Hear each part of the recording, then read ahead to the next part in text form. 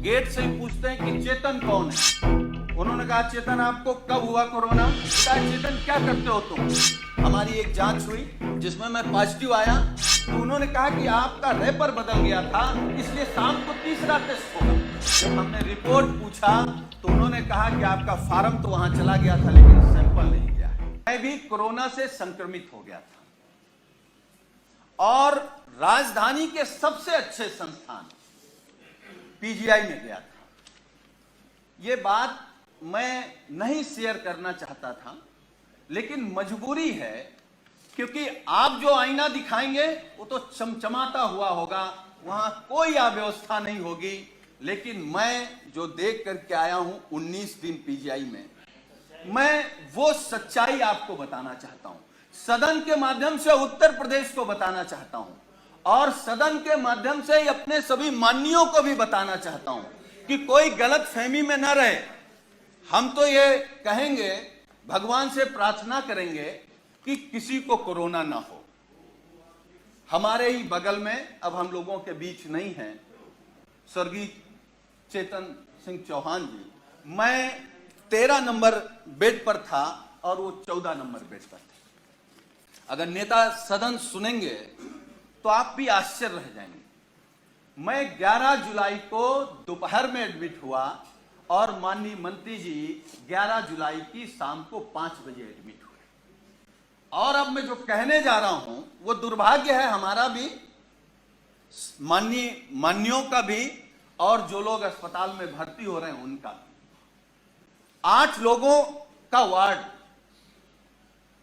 माननीय जी, 8 लोगों का वार्ड, जहां 8 कोरोना संक्रमित लोग होते हैं। डॉक्टरों की, नर्सों की और वहां की टीम आती है तो गेट से ही पूछते हैं कि चेतन कौन है? तो माननीय मंत्री जी क्योंकि बहुत सरल थे, उन्होंने हाथ खड़ा किया। टीम आती है, उन्होंने कहा चेतन आपको कब हुआ कोरोना? तो उन्होंने अपनी बात बताई। तो फिर एक दूसरा स्टाफ बोलता है चेतन क्या करते हो तुम? वो कुर्ता पैजामा में थे, मैं तो पैंट शर्ट में था। खैर, तो माननीय मंत्री जी ने कहा कि मैं कैबिनेट मंत्री हूं। तो एक स्टाफ ने कहा कि कहां के? तो उन्होंने कहा उत्तर प्रदेश सरकार। तो मैं सोच रहा था कि ये लोग कैसे इस बदतमीजी से बात कर सकते हैं, लेकिन मुझे यह भरोसा हुआ कि जब माननीय मंत्री जी ने कह दिया कि मैं उत्तर प्रदेश सरकार का कैबिनेट मंत्री हूं, तब शायद वो चेतन जी कहेंगे या थोड़ा आदर करेंगे। लेकिन ये सुनने के बाद भी जब पीजीआई के स्टाफ ने कहा कि चेतन तुम्हारे घर में और कौन कौन संक्रमित है, तो मुझे गुस्सा भी आया, दुख भी हुआ और सरकार पे भी गुस्सा आया। मतलब सरकार का इतना भी दबाव नहीं है भाई। कैबिनेट मंत्री के बाद कौन होता है? मुख्यमंत्री। तो इसका मतलब उत्तर प्रदेश में केवल योगी आदित्यनाथ जी का सम्मान होगा। अगर शर्मा जी को कोरोना हो गया तो आपके साथ क्या व्यवहार होगा आप सोच नहीं सकते। हम नहीं चाहते, हम तो भगवान से प्रार्थना करेंगे कि आपको नहीं, किसी को ना हो।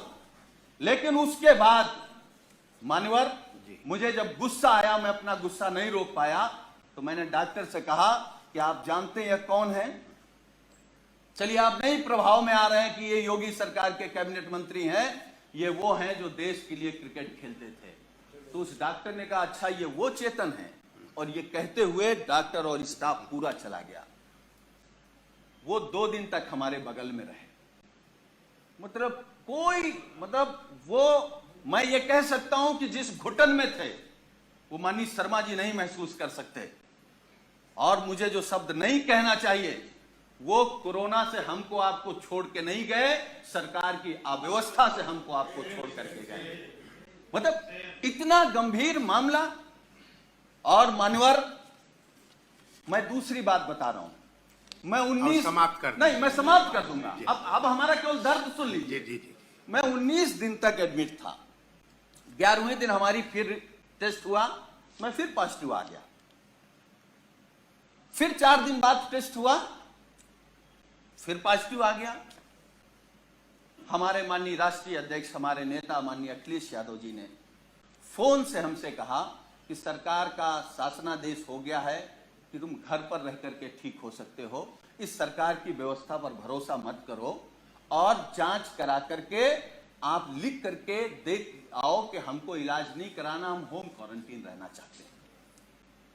अब मैं वो बात बताने जा रहा हूं मान्यवर आपको।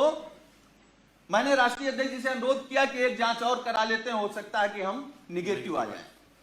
हमारी एक जांच हुई जिसमें मैं पॉजिटिव आया।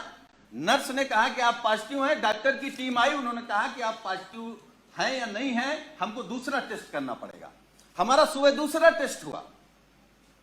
जब दूसरा टेस्ट हुआ, जब शाम को मैंने कहा कि हमारी रिपोर्ट क्या आई, तो उन्होंने कहा कि आपका रेपर बदल गया था, इसलिए शाम को तीसरा टेस्ट होगा।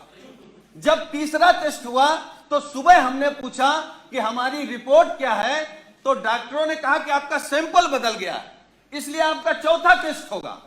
हमारा चौथा टेस्ट हुआ। चौथे टेस्ट में मानवर जानते क्या हुआ? जब हमने रिपोर्ट पूछा तो उन्होंने कहा कि आपका फार्म तो वहां चला गया था लेकिन सैंपल नहीं गया है। तो हमने कहा पांचवा कर लो। हमारा पांचवा टेस्ट हुआ। पांचवा टेस्ट हुआ और मैंने लिखित में दिया कि हमको पीजीआई में इलाज नहीं कराना है, हम घर में रहकर के जो सरकार के निर्देश हैं उनको पालन करते हुए हम स्वस्थ हो जाएंगे। मैं पहला पेशेंट हूं सरकार के निर्देश के बाद जो ये लिख करके आया कि मुझे नहीं इलाज कराना। मैं ये नहीं कह रहा हूं कि हम सभी डॉक्टरों पर सवाल खड़ा कर रहे हैं।